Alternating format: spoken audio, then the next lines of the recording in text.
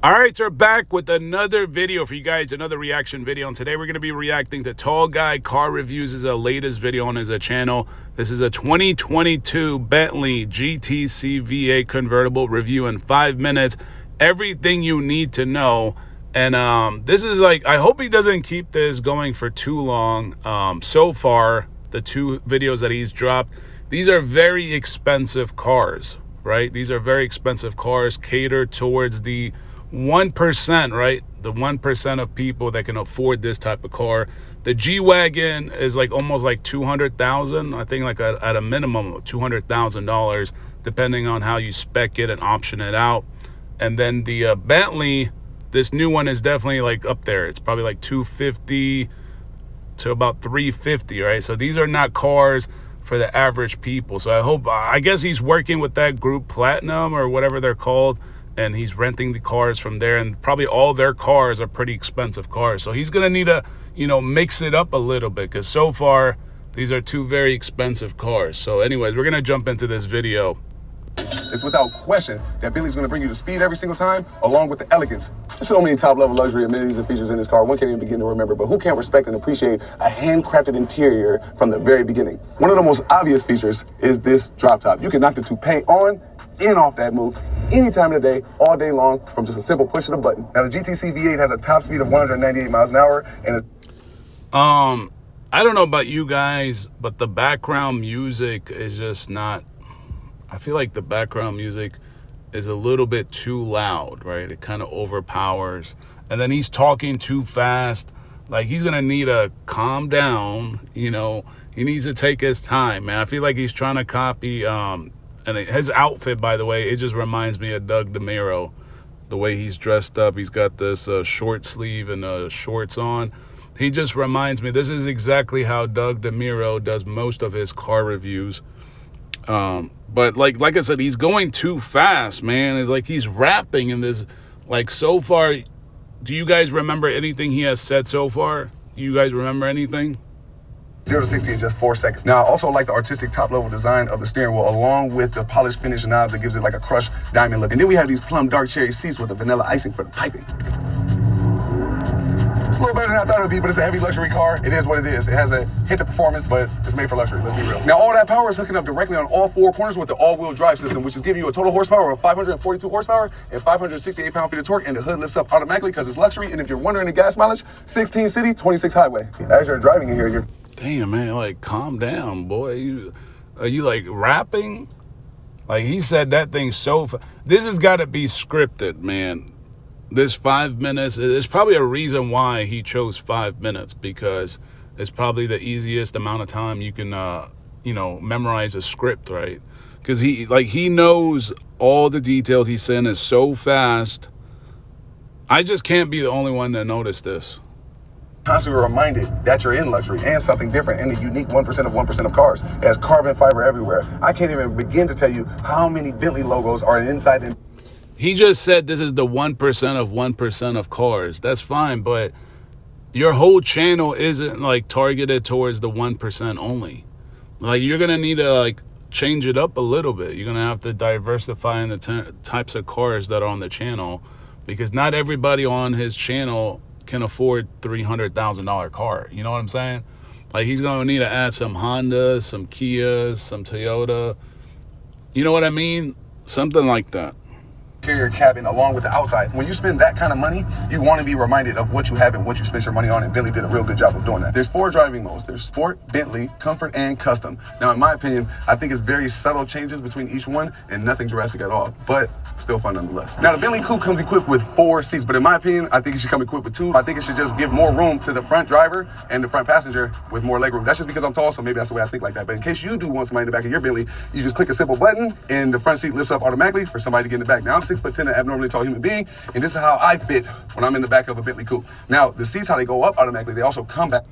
Yeah, this video is way too vanilla, man. I thought he was going to put like a little twist to it this time. He's going to be like G Squizzle or something, right? The G Squad, or, take a leap of faith. I thought he was going to use some of his iconic quotes from the past or something like that.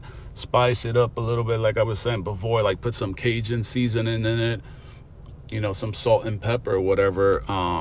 But let me say this, man, when it comes to Bentleys, like there's a couple brand names like that, Bentleys, Maseratis, several of these car makers, they don't hold their value that well.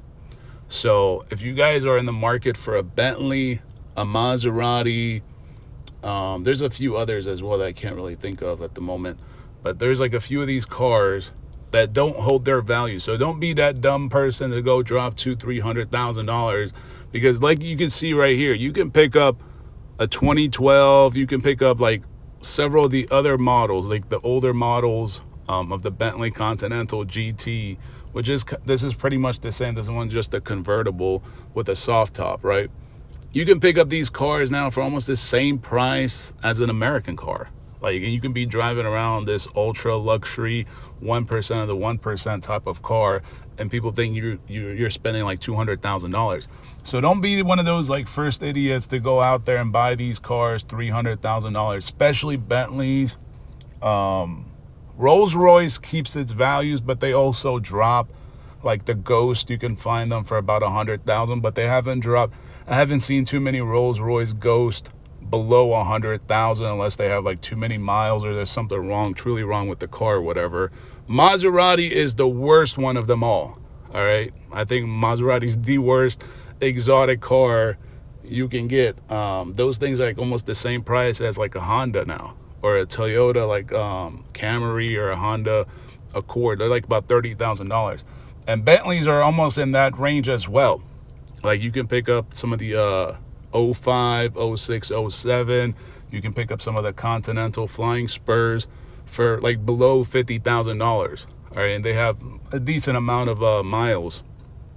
But $300,000, if you're planning on spending $300,000 on an exotic luxury car, I would steer away from a Bentley,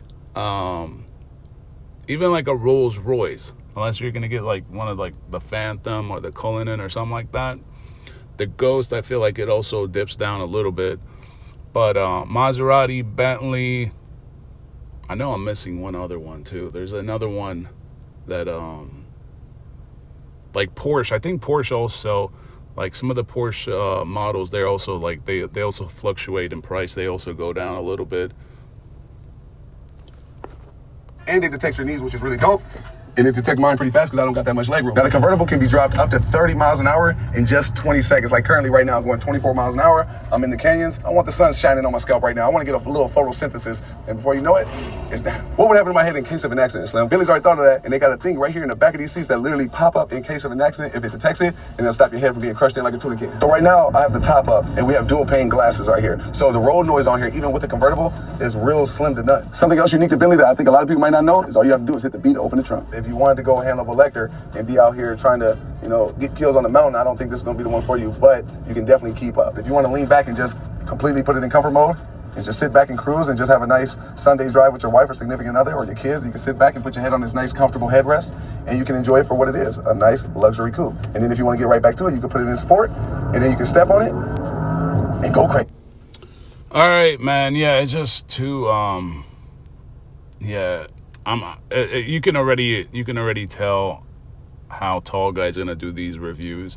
Like I thought the first video, you know, is this comeback, but the second one is just like the first one. Like I said, it's too vanilla, too scripted. I feel like he's memorizing some kind of script, or he's just done a really good job at focusing at 5 minutes because that's enough time. I guess that might be his retention